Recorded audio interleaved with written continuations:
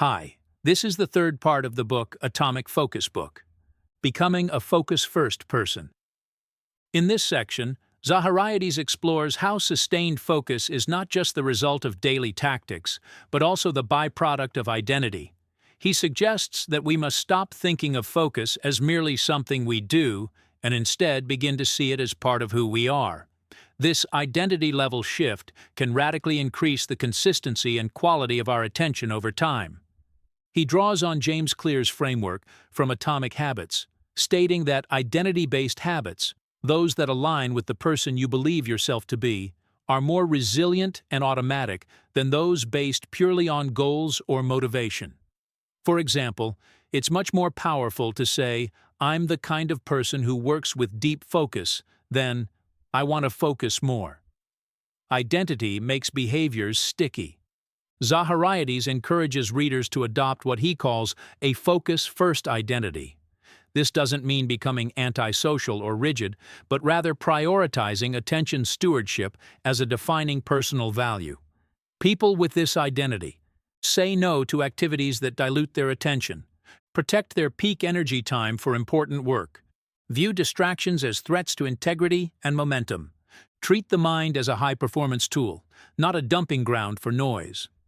To reinforce this identity, Zahariades suggests linking it to virtues like discipline, craftsmanship, and respect for self and others. He also encourages journaling about your wins, reinforcing self-perception and intentionally affirming your identity. "I am someone who protects my attention every day." Over time, these small affirmations build a stronger, more focused self-concept. The role of keystone habits. Zahariades devotes an entire chapter to keystone habits, routines that, once installed, have a ripple effect across other domains of life. For focus, keystone habits act as stabilizers. When consistently practiced, they enhance your ability to stay on task and resist distraction, even during challenging circumstances. Some of the most powerful focus-related keystone habits include daily planning. Beginning each day with 10 to 15 minutes of structured planning gives clarity and purpose to your schedule. Evening review. Reflecting on what went well, what distracted you, and what needs adjustment builds long-term awareness and refinement. Digital hygiene. Checking email and social media only at scheduled times builds stronger boundaries around your time and attention. Sleep ritual. Going to bed and waking at consistent times preserves your cognitive resources and deepens your energy reservoir. Focused work block. At least one uninterrupted deep work session per day reinforces your ability to concentrate and trains your mind to resist novelty-seeking behavior. Zahariades emphasizes that these habits don't need to be perfect. What matters is consistency. A habit, once formed, automates discipline and reduces decision fatigue. In the long run, keystone habits form the foundation of a distraction-resistant life. Realistic multitasking. Separating myth from necessity. One of the more nuanced aspects of atomic focus is Zahariades' balanced approach to multitasking. While he strongly criticizes it as a default mode of work, he acknowledges that in some environments, particularly high-stimulation roles or dynamic households, multitasking seems unavoidable. Rather than deny this reality, Zahariades offers a framework to distinguish between harmful and strategic multitasking.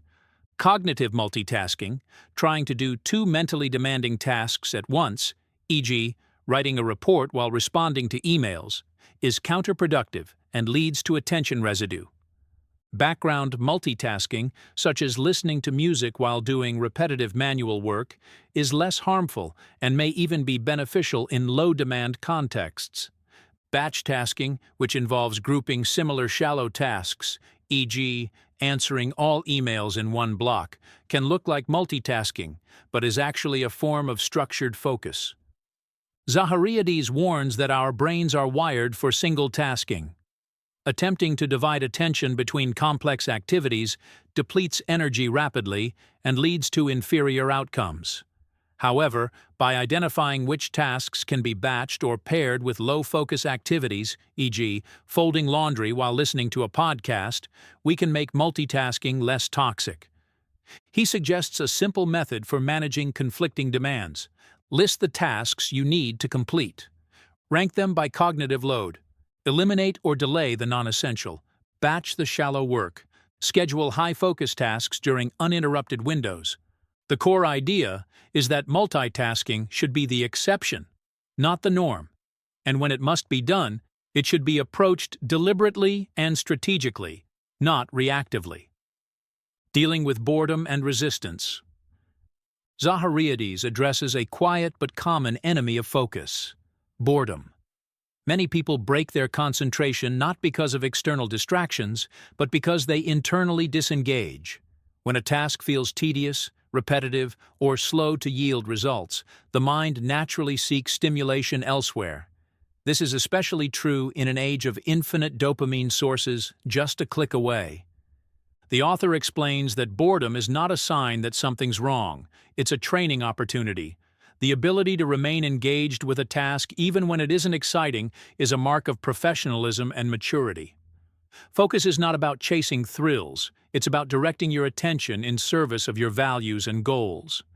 To combat boredom, Zahariades recommends chunking. Break large tasks into small, achievable segments to reduce overwhelm and create momentum. Gamifying. Use timers, personal challenges, or progress tracking to make boring tasks more engaging. Reframing. Focus not on how dull the task is, but on what it contributes to your larger goals or the person you're becoming. Alternating stimuli. For long projects, switch environments, music, or tools to refresh your mind while staying on track. He also touches on resistance, the psychological friction that arises when starting or persisting on important tasks. Resistance manifests as procrastination, rationalization, or even self-doubt. Zahariades says the best way to overcome resistance is to act before motivation appears. Action drives motivation, not the other way around. Building long-term systems for focus mastery. The final portion of this section emphasizes the importance of building systems rather than relying on isolated acts of discipline. A system is a repeatable structure that handles decisions and behavior for you. Once in place, it reduces cognitive effort and ensures sustained momentum.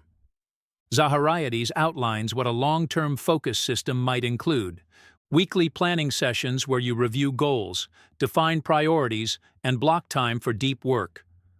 Morning rituals that prime your mind for clarity, including silence, light movement, journaling, or reading. Focus tracking, using a simple journal or app to record how often you stay on task and why you break focus. Periodic reviews, monthly or quarterly reflections where you evaluate your progress, adjust routines, and recommit to your focus-first identity. Boundary enforcement, including time-off policies, workday shutdown routines, and screen-free evenings. The goal is to create an ecosystem that continuously guides your attention toward meaningful effort. Over time, this system becomes self-sustaining. As you accumulate more focused hours, you produce better work, gain more confidence, and deepen your identity as someone who values mastery over mediocrity. Zahariades also encourages readers not to be overly rigid. Systems must evolve with your life. What works during one season, e.g., single life, quiet job, remote work, may not apply during another, e.g., parenting, travel, team-based collaboration. The key is adaptability, keeping your focus system aligned with your goals and capacities. Thank you for listening. Please stay tuned for next upcoming part of this book.